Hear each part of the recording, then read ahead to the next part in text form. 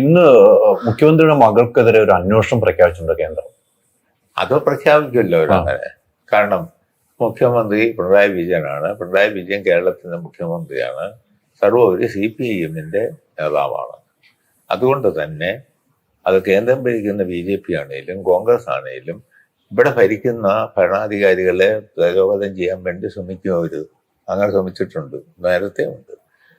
അതിൽ BJP വഴിവിട്ട് എല്ലാ മാർഗവും സ്വീകരിക്കും. അത് മുഖ്യമന്ത്രിയുടെ മകനെയോ മകളെയോ ഒക്കെ പറ്റി അവരന്വേഷിക്കും. മുഖ്യമന്ത്രി പറഞ്ഞ മകള് തുടങ്ങിയ കമ്പനി ഭാര്യയുടെ, അതായത് വീണ്ടും അമ്മയുടെ പെൻഷൻ പൈസ കൊണ്ടാണ് തുടങ്ങിയെന്നാണ് മുഖ്യമന്ത്രി നിയമസഭയിൽ പറഞ്ഞത്. അത് പറഞ്ഞതിനകത്ത് അവർക്ക് തെളിവും വസ്തുതയും കാണുമല്ലോ, അല്ലെ ചുമ്മാ പറയൂ.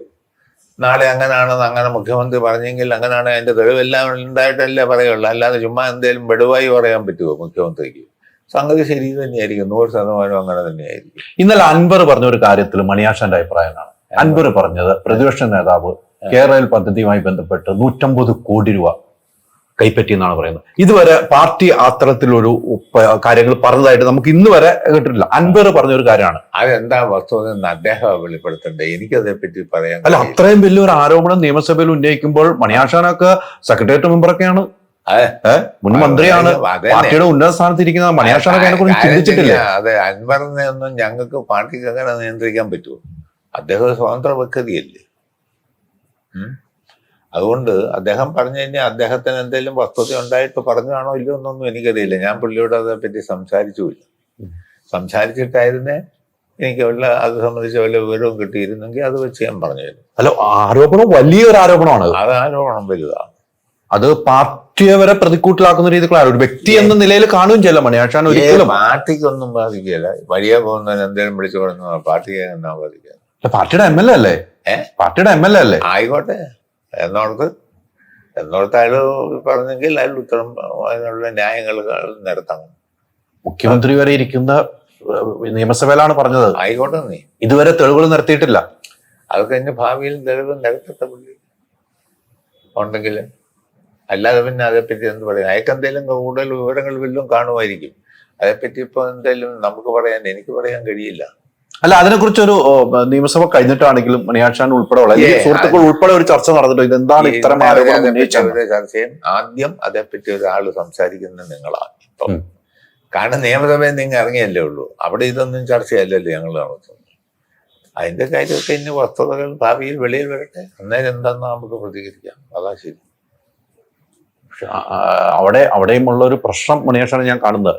താങ്കളെപ്പോലുള്ള ഒരു സീനിയർ നേതാവ് സീനിയർ നേതാവ് മുഖ്യമന്ത്രി ഇരിക്കുന്നു, എത്രയോ സീനിയർ നേതാക്കൾ ഇരിക്കുമ്പോൾ 150 കോടി രൂപയുടെ ആരോപണം പ്രതിപക്ഷ നേതാവിനെതിരെയാണ് LDF-ന്റെ ഒരു MLA ആരോപിച്ചത്. അത് LDF-ന്റെ MLA ആണെന്ന് പറഞ്ഞാൽ അത് എന്റെ പുള്ളിയും പാർട്ടിയുമായിട്ടുള്ള ബന്ധം എന്താ, ഇതെല്ലാം നോക്കി അതിനെ പറ്റി പറയാൻ പറ്റും. പുള്ളിക്ക് എന്തെങ്കിലും വസ്തുത ഉണ്ടോ ഇല്ലോ ഒന്നും പറയാൻ പറ്റില്ല. അതൊക്കെ അന്വേഷിക്കാതെ അതേപ്പറ്റി എന്തെങ്കിലും കയറി പറയാൻ കൊള്ളില്ല. അപ്പൊ അതിന്റെ തെളിവുകൾ സഹിതം വരേണ്ടതായി വരും അല്ലേ? പിന്നെ അത് പാർട്ടിക്ക് മുമ്പിലും വരേണ്ടതായി വരും. അതോ ഇല്ലല്ലോ, പാർട്ടിക്ക് മുമ്പിൽ അല്ലെങ്കിലും നാട്ടിലെ മുമ്പിലും പറയണമല്ലോ. അതിനകത്തുള്ള എന്തെങ്കിലും വിവരങ്ങൾ ഉണ്ടാകാനാ വഴിയെന്നാ എനിക്ക് തോന്നുന്നത്. അല്ലാതെ ചുമ്മാ അതൊന്നും ഇല്ലാതെ വിടുവായി അങ്ങനെ പറയാൻ പറ്റും? അങ്ങനെ പറയുമെന്നൊന്നും ഞാൻ കരുതുന്നില്ല. ഇതിനു മുമ്പും പലതും അൻവർ പറഞ്ഞിട്ടുണ്ട്. അൻവർ ഇതിനു മുമ്പും പലതും പറഞ്ഞിട്ടുണ്ട്. ഉണ്ടെങ്കിൽ പിന്നെ അൻവർ അതിന് ഉത്തരം പറയേണ്ടതായി വരുള്ളൂ. പിന്നെ അല്ലാണ്ട് ഇപ്പം നമുക്കിപ്പോ എന്നാ പറയാ?